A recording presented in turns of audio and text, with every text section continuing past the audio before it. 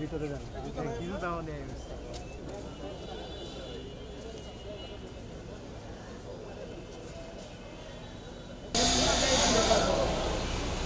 Police তোমার শুরু হয়ে হচ্ছে কারো দাড়ি ঠিক নাই, কারো চুল ঠিক নাই, কারো পোশাক ঠিক নাই, জুতা ঠিক নাই, কেউ পিছনে ব্যাগ একটা নিয়ে বসে আছে পিছনে।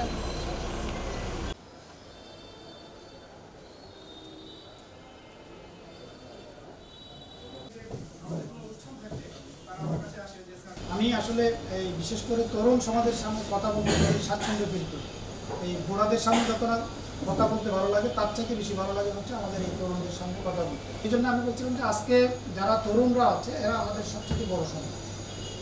এটা তরুণদের ইতিহাস যদি বলি, আমাদের বাংলাদেশের যদি বাঙালির যে আমাদের যে 24-24-এর আগে একদম আমার দাদা নাতার ইতিহাস যদি বলি তাহলে 47। আমাদের 1947-কে বাদ দিলে আমরা অন্য কিছু কল্পনা করতে পারি না। 47-এ আমরা 47-এর আগে আমরা ব্রিটিশের আওতায় ছিলাম না। আমরা ব্রিটিশ থেকে এদেশের মানুষ আন্দোলন করেছিল। 47-এর মাধ্যমে পাকিস্তান হল, তখন আমরা পাকিস্তান থেকে অনেক বেশি মানুষ তো আন্দোলন করছিল তখন পাকিস্তানের জন্য। সেই পাকিস্তানের পর থেকে 47-এর পরে আবার আমাদের হলো 71 হয়েছে। পাকিস্তান থেকে আমরা আলাদা হয়ে যেতে চাই পাকিস্তান।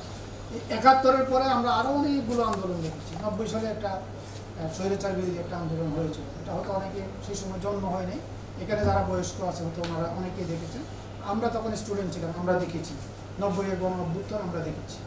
তো 90-এর পরবর্তীতে আমরা আশা করছিলাম, বাংলাদেশের মানুষ আশা করেছিল যে এখানে আবার হয়তো কোনোদিন আন্দোলন করতে হবে না, একটা গণতান্ত্রিক ধারায় বাংলাদেশ চলবে, সেরকম একটা আশা আকাঙ্ক্ষা নিয়ে বাংলাদেশের নতুনভাবে অভ্যুদয় হয়েছে। তো তার এই ধারাবাহিকতা আমরা দেখতে পেলাম আবার 24-এ এসে আমাদেরকে আন্দোলন করতে হবে। এই যে 24-এর যে আন্দোলন, সেই আন্দোলনের যারা মূল নায়ক, যে মূল কারিগর, তারা কারা ছিল? তারা ছিল হচ্ছে আমাদের এই তরুণরা এবং ছাত্র সমাজ। তো এর আগে যে সমস্ত আন্দোলনগুলো ছিল সেখানে কি ছাত্ররা ছিল না? ছিল। 66 যদি 6 দফার কথা বলি সেখানেও ছাত্ররা ছিল। 69-এর গণ অভ্যুত্থান সেখানেও ছাত্ররা ছিল। আমরা যদি 52-এর ভাষা আন্দোলন সেখানেও ছাত্ররা ছিল। ছাত্ররা যে শহীদ রফিক, জব্বার, এই যে বরকর, যাদের কথা আমরা বলি ইতিহাসে, আমরা যাদের নামগুলো পড়ি, এরা কিন্তু মোরলেস সবাই কিন্তু ছাত্র ছিল কোনো না কোনো। ছাত্ররা কিন্তু বুকের তাজা রক্ত ঢেলে দিয়ে তারা সবসময় সত্যের পক্ষে ছিল এবং এদেরকে কখনো সকল সময়ের জন্য ছাত্রদেরকে কখনো বোকা বানানো যায় না। হ্যাঁ, কিছু সময়ের জন্য বোকা বানানো যায়, কিন্তু সব সময়ের জন্য, সকল সময়ের জন্য এদেরকে কখনো বোকা বানানো যায় না। এদের রক্ত সবসময় টকবগে, তরুণ। এদেরকে যদি ভালো জিনিস বোঝানো যায় তাহলে তাদেরকে ভালো জিনিসে তাদেরকে অনুপ্রাণিত করা যায়। এই জন্য ছাত্রদেরকে আমি সবসময় ভ্যালু দিই, তাদেরকে গুরুত্ব দিই, তাদেরকে ইম্পর্টেন্স দিই। তাদের যে তারুণ্য সেটাকে আমি সবসময় সম্মান করি, তাদের কথাকে আমি মনোযোগ দিয়ে শোনার আমি চেষ্টা করি।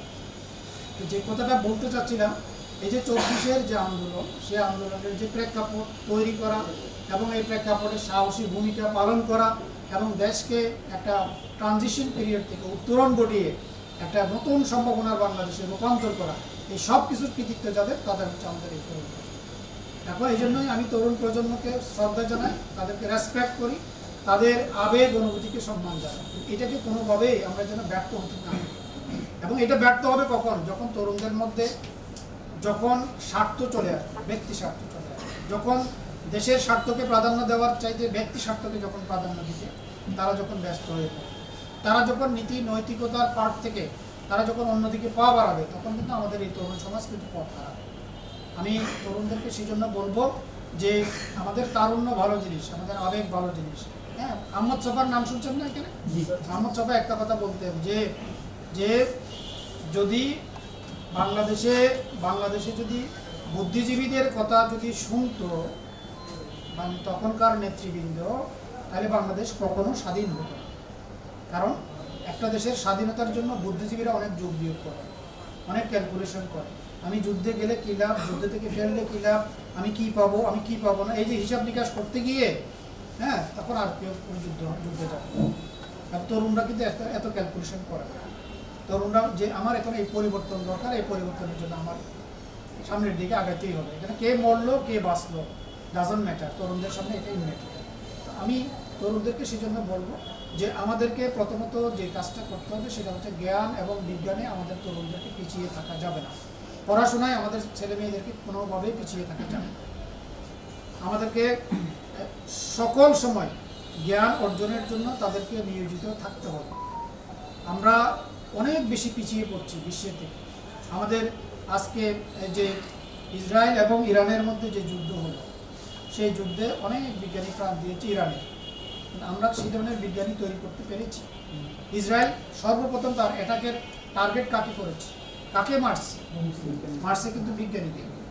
কারণ জানে যে এই বিজ্ঞানী একটা বিজ্ঞানী মানে শত শত মিসাইল আবিষ্কার করে, শত শত পারমাণবিক বোমা সে আবিষ্কার করে। এই জন্য আমি ওই যে বিভিন্ন এস্টাবলিশমেন্ট এগুলো ভাঙার চাইতে, বিভিন্ন দুর্গ আক্রমণ করার চাইতে, সেনাবাহিনীর হাজার হাজার সৈন্যকে মারার চাইতে, পুলিশের হাজার হাজার বাহিনীকে মারার চাইতে একটা বিজ্ঞানীকে মেরে ফেলায় সবচেয়ে বেশি কি। তারা টার্গেট ভিত্তিক কিন্তু কিলিংগুলো করেছে। মারছে কাদেরকে দেখেন, বিজ্ঞানীদের। আজকে যদি আমাদের মারতে হয়, আমাদের কোনো বিজ্ঞানী খুঁজে পাবেন? আমাদের কিন্তু কোনো বিজ্ঞানী খুঁজে পাওয়া যাবে। আমাদের তারুণ্য আছে কিন্তু আমাদের বিজ্ঞানী নাই। একটা দেশে কিন্তু সবগুলো লাগবে। আমার এই চেক অ্যান্ড ব্যালেন্স জায়গা যদি আমার যদি না থাকে, চেক অ্যান্ড ব্যালেন্স যদি না থাকে, তাহলে কিন্তু হবে না। আজকে ইসরায়েলের মতো একটা শক্তিশালী বাহিনীকে নাস্তা নাবুদ করে দিল, মোসাদের মতো শক্তিশালী বাহিনীকে নাস্তা নাবুদ করে দিল। কেমনে সম্ভব হয়েছে এটা? এটা কীভাবে সম্ভব হয়েছে? এটা সক্ষম হয়েছে একমাত্র জ্ঞান বিজ্ঞানে, তারা পড়াশোনায় তারা অগ্রগামী থাকার কারণে। আমরা আমাদের তরুণদেরকে পড়াশোনায় নিয়ে যেতে চাই, তাদেরকে জ্ঞান বিজ্ঞানের দিকে আমরা তাদেরকে নিয়ে যেতে চাই। তাদেরকে যদি এগুলোর সাথে সম্পৃক্ত করতে পারি, আমার বাংলাদেশের এক একজন তরুণ এক একটা সম্পদ হয়ে দাঁড়াবে। আজকে সুখের খবর, এখানে ময়মনসিংহের কয়েকটা ছেলে তারা রকেট সায়েন্স নিয়ে পড়াশোনা করতেছে। আমার কাছে তারা আসছিল, আমি তাদেরকে আর্থিকভাবে আমি তাদেরকে অনেকভাবে সহযোগিতা করেছি। বেশ কয়েকজন ছেলে, এটা তারা কৃষি বিশ্ববিদ্যালয় এবং এখানে ইঞ্জিনিয়ারিং কলেজের কয়েকজন ছাত্র, তারা রকেট আবিষ্কার করেছে এবং তারা আমাকে দেখালো তাদের যে প্রযুক্তি। এবং এটা প্রযুক্তিতে তারা বলছে যে গত সরকারের আমলে ওই যে আমাদের স্যাটেলাইট বলছে, তারা বলছিল যে আমরা সেই স্যাটেলাইট আমরাই তৈরি করতে পারি, কিন্তু সরকার আমাদেরকে মূল্যায়ন করে। এবং এটা ময়মনসিংহের ছেলেরাই বলতেছে, ময়মনসিংহ ইঞ্জিনিয়ারিং কলেজের ছেলেরাই বলতেছে। এটা আমি আপনাদেরকে এই কারণে বলছি, আপনারা এনকারেজড ফিল করার জন্য। ওরা আমার সাথে দেখা করেছে এবং একটা ছেলেকে আমি থাইল্যান্ডে গিয়ে একটা কম্পিটিশনে অংশগ্রহণ করার জন্য তার প্লেন ফেয়ার আমি দিয়েছিলাম, যে তুমি যাও এখানে ময়মনসিংহকে রিপ্রেজেন্ট করো। আমি চাচ্ছি এরকম ছেলে মেয়ে আমাদের ঘরে ঘরে হোক, আমাদের ময়মনসিংহের তরুণদের মধ্যে থেকে সেই ধরনের সম্ভাবনায় ছেলেগুলো উঠে আসবে। নাম্বার 1 সেই বিষয়টা। নাম্বার 2 যে বিষয়টা বলবো সেটা হচ্ছে আমাদের তরুণরা চাইলে আমাদের এই জনপদকে, আমাদের এই রাষ্ট্রকে সঠিক পথে পরিচালনা করতে পারে, যদি তাদের মধ্যে কোনো স্বার্থ কাজ না করে, যদি তারা নিঃস্বার্থভাবে তারা কিন্তু দেশপ্রেমিক হয়।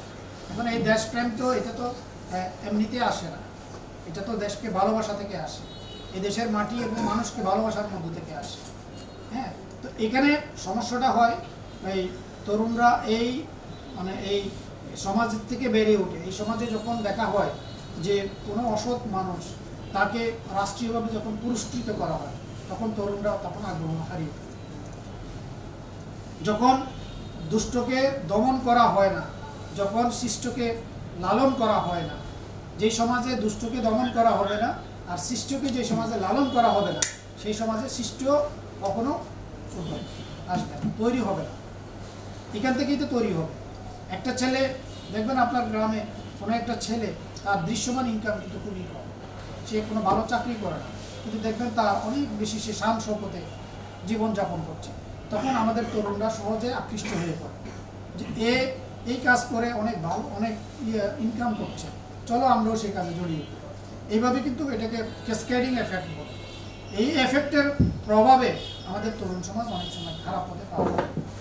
বরং আমরা যদি এটা শিখতাম যে যার কোনো দৃশ্যমান ইনকাম নাই, কিন্তু সে আয়ের সাথে সঙ্গতিহীন ব্যয় যখন করে, আমরা সকলে মিলে যদি তাকে ঘৃণা করতাম, আমরা সকলে মিলে তাকে যদি সামাজিকভাবে বয়কট করতাম, কখনো কিন্তু কেউ এই পথে পা বাড়াত না। বরং আমরা যে কাজটা করি, ওই লোকগুলো যারা আয়ের সাথে সঙ্গতিহীন ব্যয় করে, সেই সমস্ত লোকগুলোকে মসজিদ কমিটির সভাপতি বানাই, স্কুলের সভাপতির পদটাকে তাকিয়ে দিই না আমরা আমরা এই কাজটা করি। কোনো একটা সংগঠনের প্রধান হিসেবে আমরা তাকে রাখি, বা উপদেষ্টা পদে তাকে আমরা দিই, বা ক্ষেত্র বিশেষে 1 পা 2 পা বাড়িয়ে আমরা তাকে আসন্ন মানে বিভিন্ন নির্বাচনে আমরা তাকে প্রতিদ্বন্দ্বিতা বা প্রতিযোগিতা করার জন্য আমরা তাদেরকে কি করি, এনকারেজ করি। এর ফলে কি হয়, সমাজ তখন ভিন্ন পথে পা বাড়ায়, সঠিক পথে পা বাড়ায় না। আমাদের তরুণদেরকে এই বিষয়গুলো বুঝতে হবে। তরুণদের আবেগ নিয়ে অনেকেই খেলা করবে, কিন্তু তরুণরা কারো যেন আবেগের খেলার জন্য পাত্র না হয়। আর তরুণদের আরেকটা অংশ বা আরেকটা যেটা বলবো, আরেকটা মানে গ্রুপ যারা এখন কিশোর গ্যাংয়ের সাথে জড়িত হয়ে পড়ছে, আমরা এটা নিয়ে মারাত্মক সমস্যায় ভুগছি। বিশেষ করে ময়মনসিংহ জেলা স্কুল, এই যে বিদ্যাময়ী স্কুল, এর আশেপাশে আরও যে সমস্ত স্কুলগুলো রয়েছে, এখানে তরুণদের একটা কিশোর গ্যাং তৈরি হয়েছে। এই যে কয়েকদিন আগে একটা ঘটনা বলি, এক তরুণ সে পরীক্ষার হলে গিয়েছে, পরীক্ষা দিচ্ছে আরেকজনের শ্রুতি লেখক হিসাবে। মানে উনি নিজেকে বলছেন যে উনি অসুস্থ, ওনার শ্রুতি লেখক হিসাবে আরেকজন তরুণকে সেখানে সে নিয়োগ করেছে। যিনি অসুস্থতার বান করছে, হাতের মধ্যে প্লাস্টিক বাইন্দা দিয়া সে হাত ভেঙেছে বলে বলছে আমি আর হাতে লিখতে পারছি না, এখন আমার একজন শ্রুতি লেখক দরকার। পরে আমার ম্যাজিস্ট্রেট দিয়ে যখন তার ব্যান্ডেজ ট্যান্ডেজ খুলে দেখলো, আসলে সেখানে কোনো তার কিছুই ভাঙে না, তার হাত একদম পুরো অ্যাজ ইট ইজ ঠিক আছে। কিন্তু সে ব্যবহার করছে একজন তরুণকে, যে তরুণকে ব্যবহার করছে সে মোবাইল থেকে দেখে পরীক্ষার হলে লিখে দিচ্ছে। এটা তো হওয়ার কথা ছিল, তাকে ব্যবহার করা হচ্ছে, তার আবেগকে ব্যবহার করা হচ্ছে, এটা কোনোভাবেই কাম না। এটা আমি জাস্ট একটা স্যাম্পল আমি আপনাদের সামনে উপস্থাপন করলাম। এরকম অহরহ ঘটনা ঘটছে যেটা আমাদের তরুণদের মধ্যে, আমরা এটা চাই না কোনোভাবেই হোক। তো তরুণরা সর্বশেষ যেটা বলবো সেটা হচ্ছে, তরুণরা যদি ভালো থাকে আমার দেশ ভালো থাকে। তরুণরা যতক্ষণ পর্যন্ত সঠিক পথে থাকবে ততক্ষণ পর্যন্ত আমাদের দেশ কখনো পথ হারাবে। আমি আপনাদের কাছে সেই প্রত্যাশা কামনা করছি এবং সেই কমিটমেন্ট, সেই প্রতিশ্রুতি আপনাদের কাছ থেকে কামনা করছি। সকলকে ধন্যবাদ, ভালো থাকবেন, আল্লাহ হাফেজ। ধন্যবাদ জানাচ্ছি স্যারকে ধন্যবাদ জানাচ্ছি। এরপর যে আমাদের ওয়েবসাইট সম্পর্কে একটি ছোট্ট একটি প্রেজেন্টেশন দিবেন চেষ্টা করেছি। শুরুতে আমরা ডোনার হিসেবে এখানে রক্তদাতা হিসেবে নিবন্ধন করতে পারি এই ওয়েবসাইটের মাধ্যমে। খুব সহজে কয়েকটা স্টেপ ফলো করে ডোনার হিসেবে নিবন্ধন করে নিতে পারি। এখানে আমরা যখন ডোনার হিসেবে নিবন্ধিত হয়ে যাব, এরপর থেকে আমাদের লিস্টগুলো এখানে দেখা যাবে। যদি কারো রক্তের প্রয়োজন হয় বা ডোনার খোঁজার প্রয়োজন হয়, এখানে এসে ডোনারের লিস্টগুলো দেখতে পাবে। সেই সাথে কন্ট্যাক্ট নাম্বারের মাধ্যমে যোগাযোগ করে সে রক্ত সংগ্রহ করতে পারবে।